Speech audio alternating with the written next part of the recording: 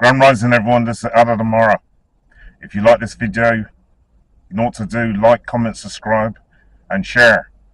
Hit up them algorithms, and hopefully this video will be shown to a much wider audience. Today I want to talk to you very quickly about the concept freedom. Are we truly free? Are we truly free? Or is this just a myth? We tend to follow other people's narratives. From the day that we come into this world, we've been conditioned to think and feel and see in a certain way. But that is through somebody else's narratives. Now, if some people think that we're truly free, they think that we can do whatever we want to. But listen, we've been conditioned and manipulated into thinking and feeling in certain ways. So does that mean that we're free? Are we truly free? Or is this some kind of myth? Check this out. You've been told to drink 8 to 10 pints of water a day. Who told you you have to drink this much? Who told you you have to drink 8 to 10 pints of water a day in order to stay healthy, in order to stay hydrated? That is an awful lot of going to the toilet. There's a whole heap of PP 8 to 10 pints of water, or around about 5 litres of water daily. That's a whole heap of water. Now, the man that lives in the desert, okay, does he drink 8 to 10 pints of water a day? He's still living, he's still surviving, but do you think he drinks 8 to 10 pints of water a day? Think about it realistically. Why have we been conditioned to think in this manner? Why have we been conditioned? We are told to drink 8 to 10 pints of water a day in order to keep our systems hydrated and to flush out all the toxins. Do we really need 8 to 10 pints of water a day? Go tell that to the man in the desert. Go tell that to the people in the desert who probably drink about a pint of water a day. If they are lucky and they still are fit, they still do not have problems in terms of hydration. Is this probably a form of manipulation by the state, telling us that we got to drink 8 to 10 pints of water a day, when in reality we probably don't need that much? Is it a form of manipulation? Is this a form of manipulation to make us spend more money on drink? To spend more money on drinking water? That's a whole heap of PP you'd have to do. You'd be visiting the loo every 5 minutes. What about food? We're told that we have to have 4 square meals a day. We have breakfast, we have dinner, we have tea in the evening, and then supper just before we go to bed. Do we really need to eat that much? Think about it. Truly, do we really need to eat that much? Some people follow these rules and regulations down to a T. They get up and they have their breakfast. Then they have their lunch. Some people term dinner. Then they have their tea about 5, 6 o'clock in the evening. And then just before they go to bed, they'll eat again. Who says that you need to eat that often? Is this again another form of manipulation? Somebody out there telling you that you should be eating 4 square meals a day. Some of us know that we can't afford to eat 4 square meals a day. But there's some people, they're actually conditioned into thinking they have to have 4 meals a day. Is this again another form of manipulation by the state, by these supermarkets? Is this another form of manipulation? You are told that you have to work from 9 till 5 o'clock. This is the hours that most people generally work. from 9 to 5. Who told you you have to work from 9 to 5? Why from 9 to 5? You're told that you have to wear a certain uniform when you go to work. You might have to wear a shirt and tie. You might have to wear a suit. Now, if you're a lawyer, for example, they turn around and say that you have to dress in a certain code, in a certain manner, with a shirt, a tie, a suit. But who has made this rule? Who told you that you have to wear certain clothes? Have you noticed as well that things come and go, right, in terms of fashion? Clothes, they change. 1 minute, blue is the fashion, is a fashion for this year to wear blue. Next year, it'll be brown. The year after, it will be purple. Who sets these trends? Who sets these fashions and say that you have to wear blue this year? Next year you have to wear brown. Can you see what I'm getting at? It's all a form of conditioning, a way of manipulating us. Check another thing again. Shoes. When you buy a pair of shoes, you go out looking for a pair of shoes. You have a choice in the shoes, but the choice has a certain range. You can't just choose any shoe. You have a range of shoes. I suppose the shoes that you want isn't in the store. You see, the shoes that you choose, you have a limited range, limited options in terms of size, in terms of color, in terms of texture, in terms of what the shoe was made from. So you have a limited choice within a range.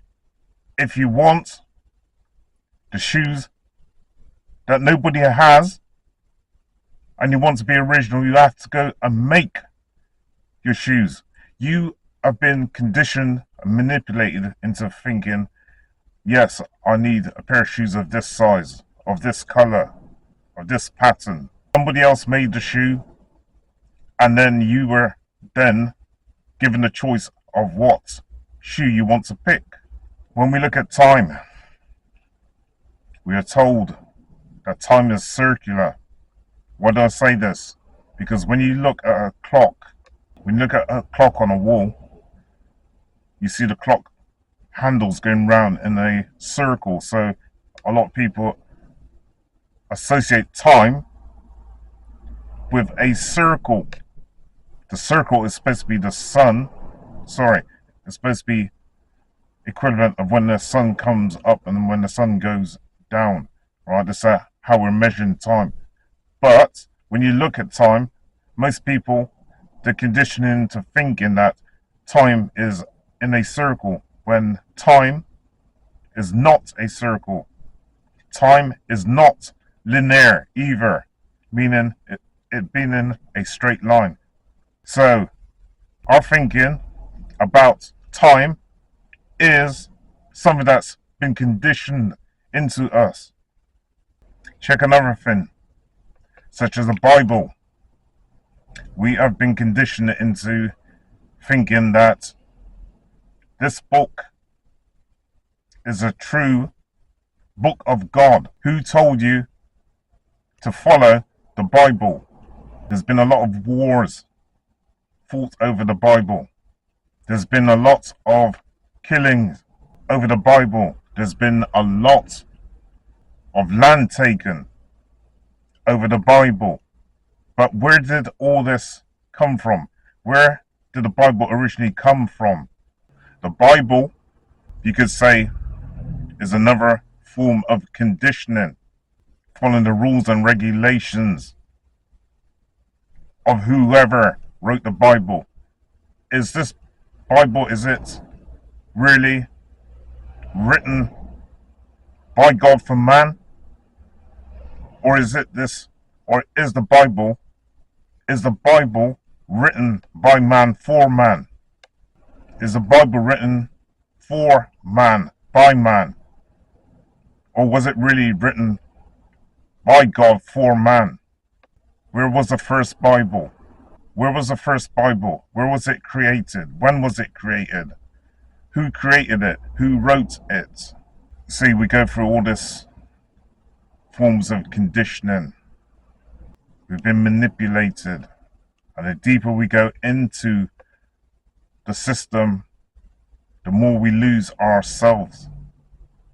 There's a system that was created for us. And the more we attach ourselves to the system, the less freedom that we have. There was a time when man and woman walked around with hardly any clothes on. And there's still people now in places like Africa and the Amazon who walk around with barely any clothes on. But in Western society, you don't really tend to see that unless you're going to go to a nudist camp. So who conditioned us into wearing clothes? And some people might say, well, you got young children walking around. Okay, so you need to cover up. But as I say, you go to places like Africa and the Amazon, and people are still walking around semi-clad. So we are again following somebody else's rules, regulations. We've been so heavily conditioned into thinking and feeling and seeing in a certain way, and it's other people's perceptions. How much of our thoughts, behavior, rules are original, authentic, and coming from us and not from somebody else?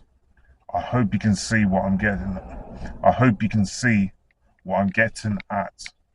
Did you know that years ago, pink was considered the color for a boy, and blue considered the color for a girl? Go look it up if you don't believe me. Somebody made this up for all of us to follow. Now, girls are wearing pink and boys are wearing blue, when it used to be the other way around. Why is this? Another form of conditioning. So when we think that we're free, are we really free? Or is this some kind of myth? Have we been manipulated in some ways? Have we been manipulated? Have we been conditioned? Think about it. And I'd say another thing, even in death, are we really truly free?